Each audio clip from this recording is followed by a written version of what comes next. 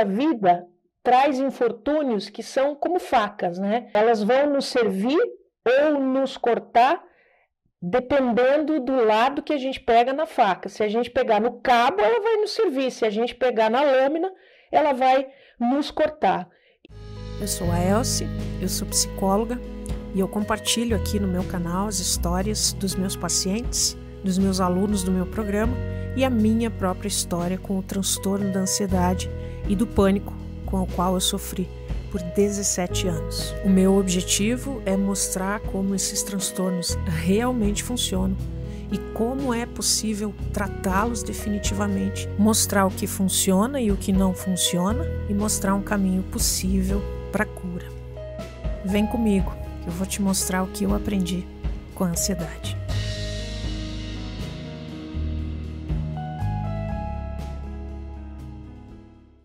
Olá, seja bem-vindo ao canal da Ansiedade.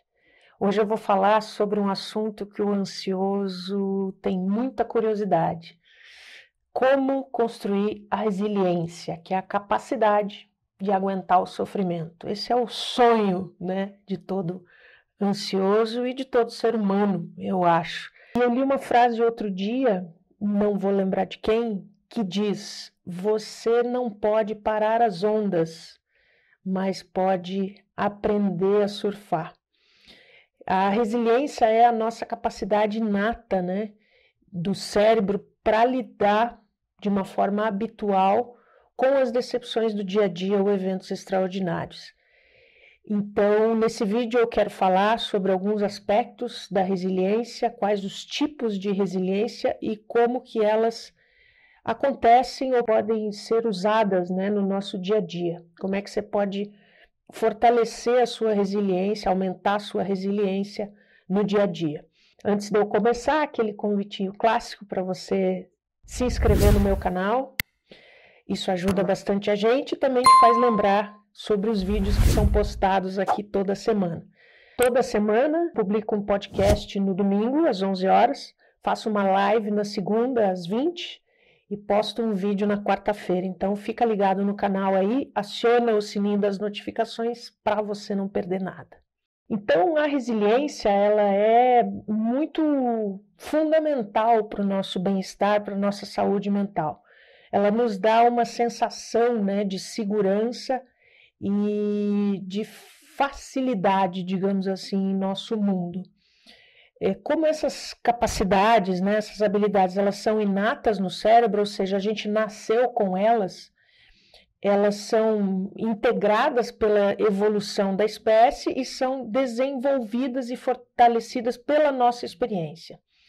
E a resiliência, ela é fundamentalmente treinável, ou seja, você pode aprimorar, você pode aprender a mudá-la, né, a melhorá-la. A gente pode desenvolver vias neurais no nosso cérebro que vão permitir que a gente consiga enfrentar as coisas do dia a dia, as dificuldades do dia a dia e aprender que podemos suportar. A resiliência é muito mais do que qualquer característica particular, como uma coragem ou perseverança ou um traço de caráter, né? Não é um traço de caráter.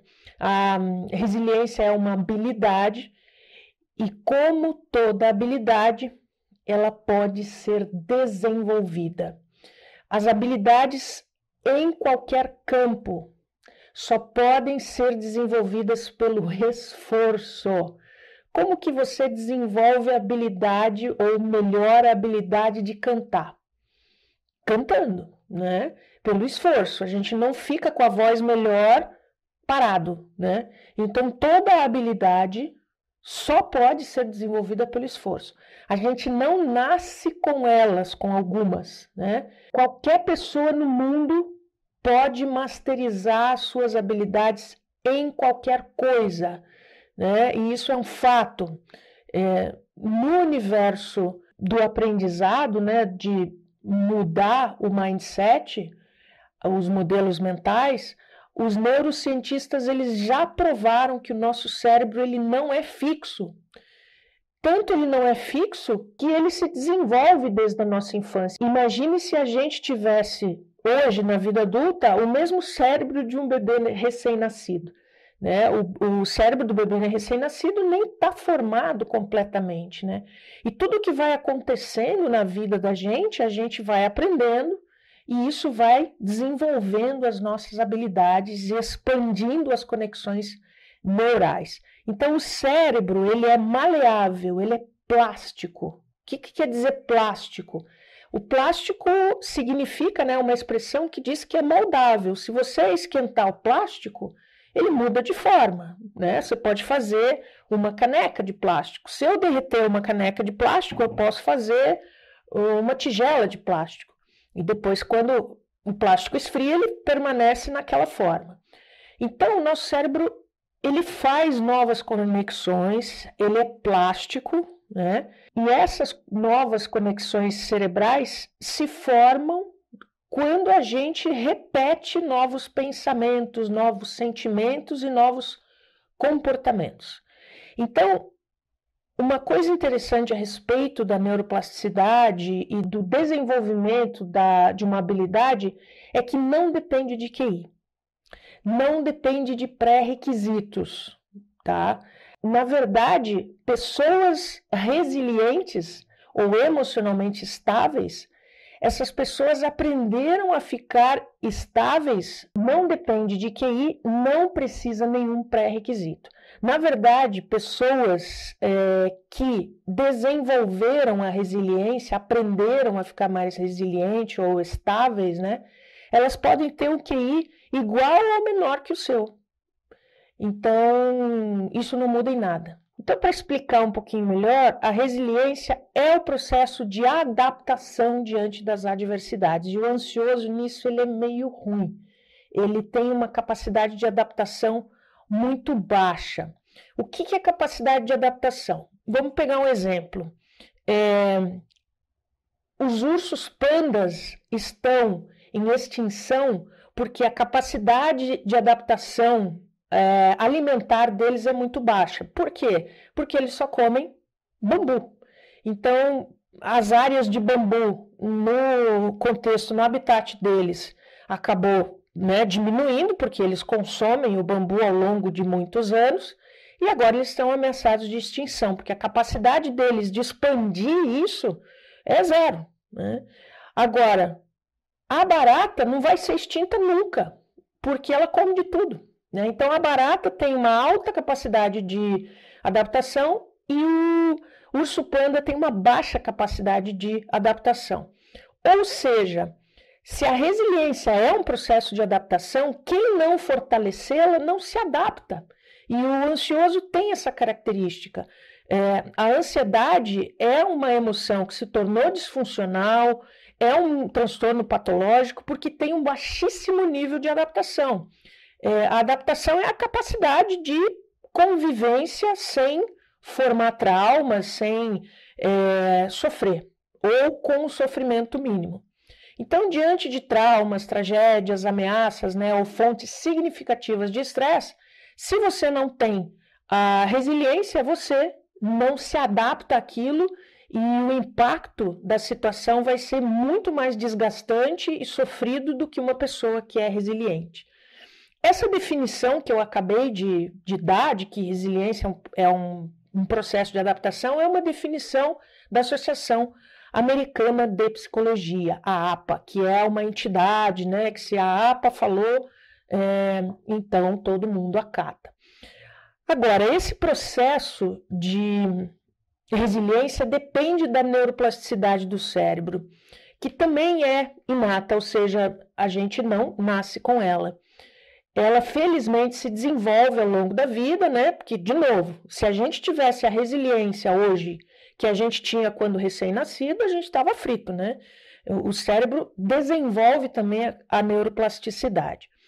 E essa neuroplasticidade, ela também serve, para desenvolver novos neurônios, para conectar esses neurônios em novas vias, para criar novos circuitos, que vão apoiar de forma confiável os novos padrões de resposta aos estressores da vida. Eu vou traduzir isso para que fique mais fácil, né? A linguagem muito técnica não é bacana. Então, se você machucar o braço, por exemplo, se você romper o tendão, né? O braço vai perder a função, certo? O braço cai, né? Quando você faz um ferimento dessa extensão, você vai ficar com o braço caído um tempão, imobilizado, né? Se você operar, emenda o tendão. Se você não operar, o tendão vai se recuperar só pela imobilidade.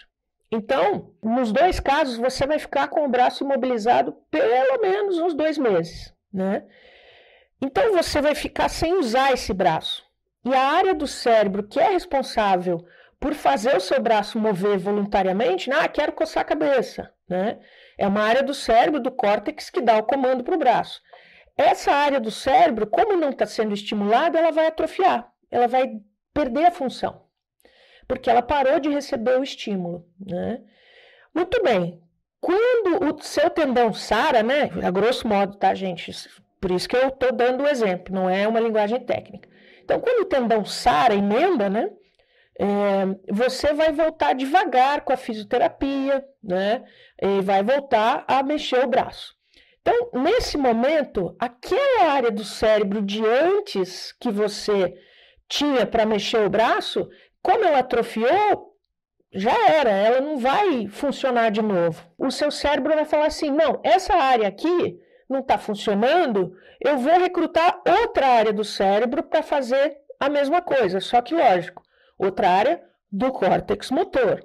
Então, quando você começa a mexer o braço e a estimular, o cérebro pega essa área do córtex e desenvolve a função de novo. E você, com o tempo, volta a mexer. Por que leva tempo? Porque o cérebro não vai criar uma área da noite para o dia, né? Ele precisa de estímulos. Então, por isso que a fisioterapia faz o caminho inverso, né? Que dizem que a função faz o órgão, né? Então, o estímulo no braço vai estimular lá o cérebro, que é o órgão, e ele vai criar essa área nova para você voltar a mexer o braço novamente, normal. Isso é neuroplasticidade, né? Outro exemplo, uma placa eletrônica, sabe controle remoto? Tem a plaquinha dentro, né? Uma plaquinha verde com umas linhas douradas assim. Aquelas linhas, né, são os circuitos, e se você pegar uma faca, um estilete e cortar esse circuito, interromper, não vai mais passar o impulso eletrônico e o controle vai parar de funcionar.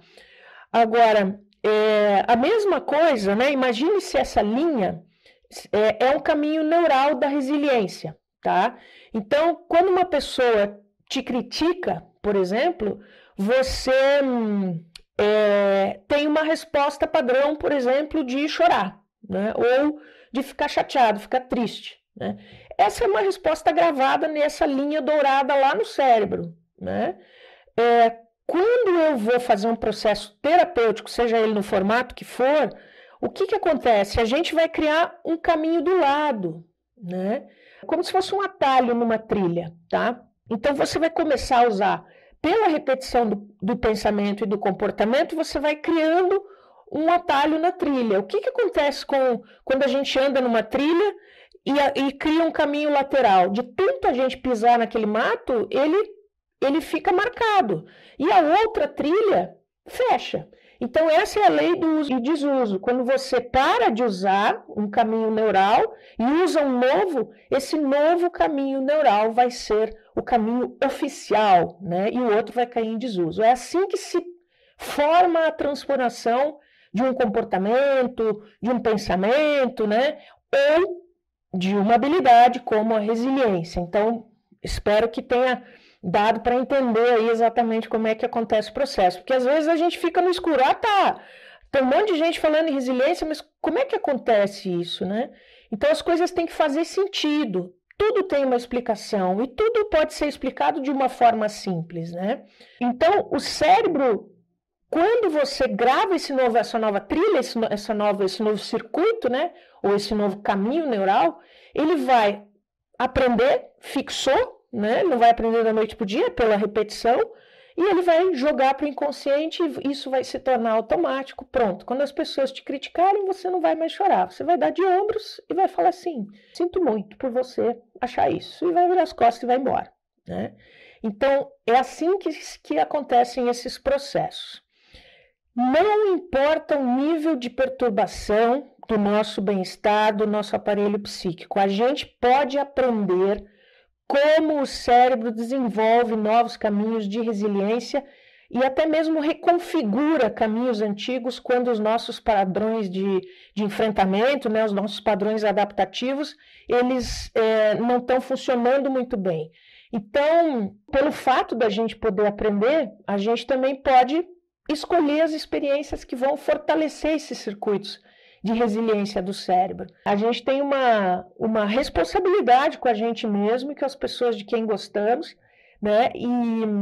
E aprender a fazer isso só traz benefício. Eu já fiz vários treinos de aumento de resiliência, né? E é bem interessante. Como eu falei, você tem que vivenciar isso com curiosidade, porque senão, se é obrigação, o ser humano tende a desistir.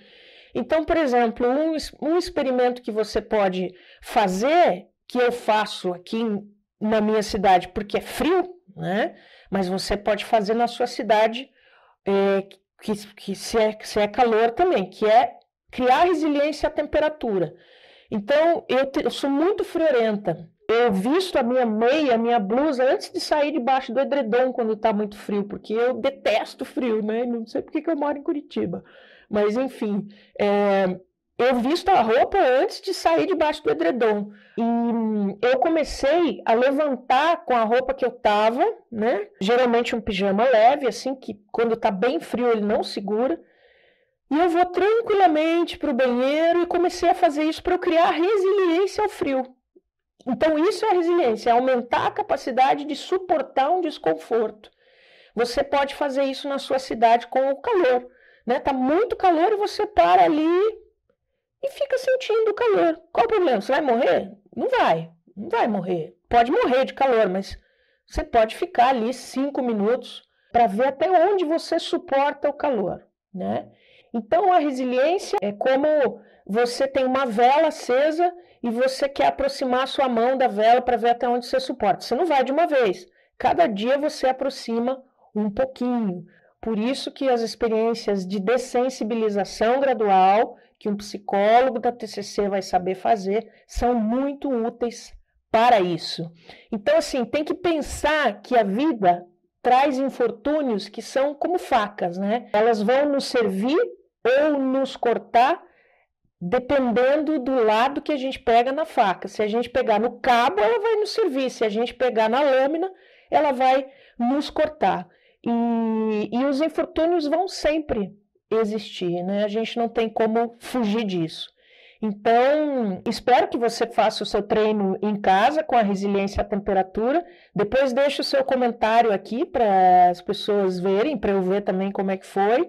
Espero que tenha esclarecido o que significa resiliência e a importância disso para o ansioso que tem baixa capacidade de suportar o desconforto e o sofrimento. Gostou do vídeo? Deixa o seu like aqui, deixa o seu comentário, compartilhe o vídeo no grupo do Zap com a família e espero te ver no próximo vídeo. Um grande abraço!